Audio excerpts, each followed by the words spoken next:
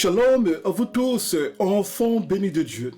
Je vous salue tous dans le précieux et glorieux nom de notre Seigneur de gloire, Jésus-Christ de Nazareth, et encore une fois, et avec un véritable et réel plaisir, pour vous servir, votre serviteur et le serviteur de Dieu, Yedidia Marius Israël, et bien-aimé de Dieu, j'aimerais profiter de ce moment afin de tous vous souhaiter la bienvenue à la suite de notre étude évangélique gratuite des Saintes Écritures, conventionnellement appelée la Bible. Alors, pour tous ceux qui nous prennent en marche, nous sommes toujours en train de travailler sur notre thèse de base qui est Genèse, chapitre 1, verset 1, et qui va comme suit.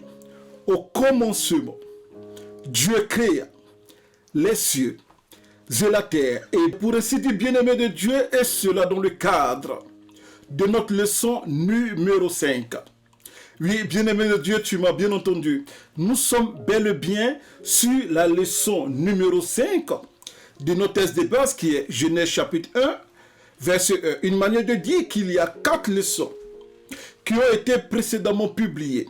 Les 4 leçons d'ailleurs que j'aimerais, bien sûr, avec ton honorable permission, t'inviter à les visionner et cela sur les différentes plateformes d'enseignement biblique, y compris notre chaîne YouTube.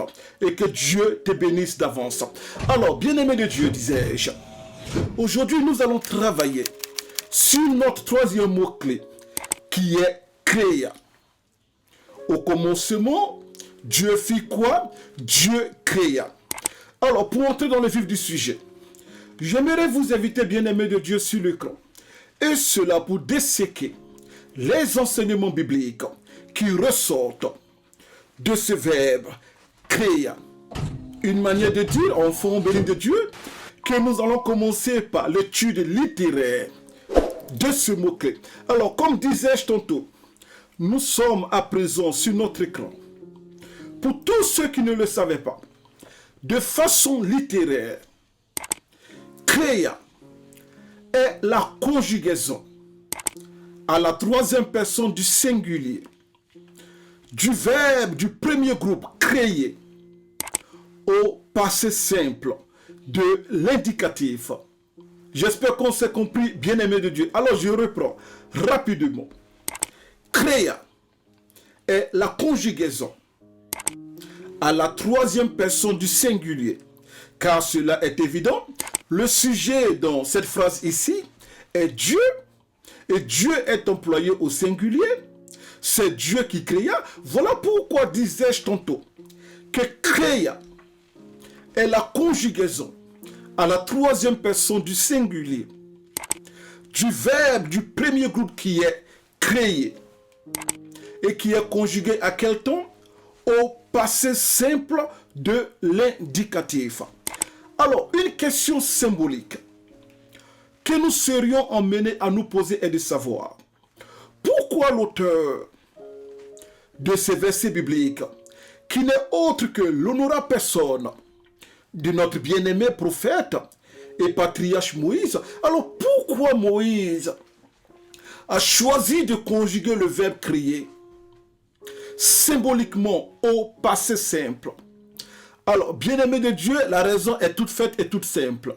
Parce que tout simplement, lorsqu'un auteur utilise un verbe avec la conjugaison du passé simple, cet auteur veut tout simplement révéler, voir, mettre en surface le caractère brusque de l'action.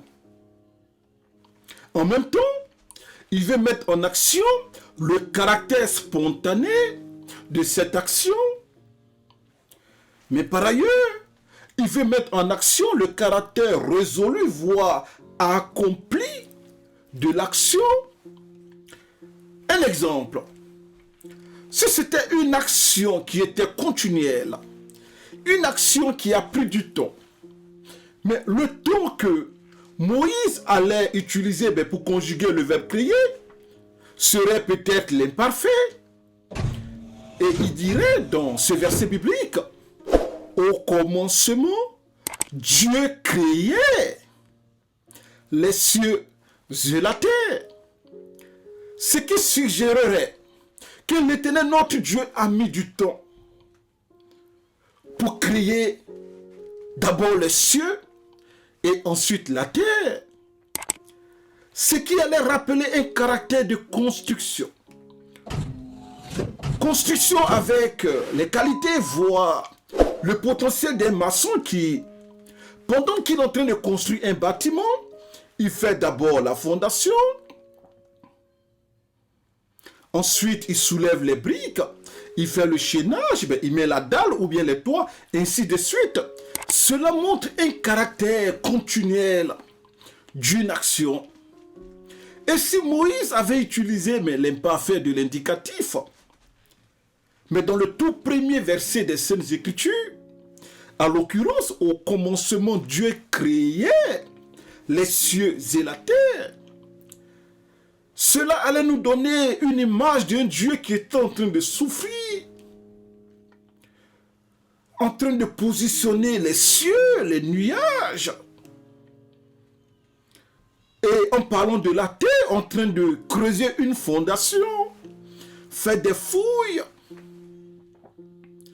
commencer à dresser un chemin dans le sol, faire monter des briques comme au temps de la tour de Babel. Mais non, Moïse utilise ici le passé simple pour démontrer un caractère spontané, un caractère brusque, résolu de la création de Dieu.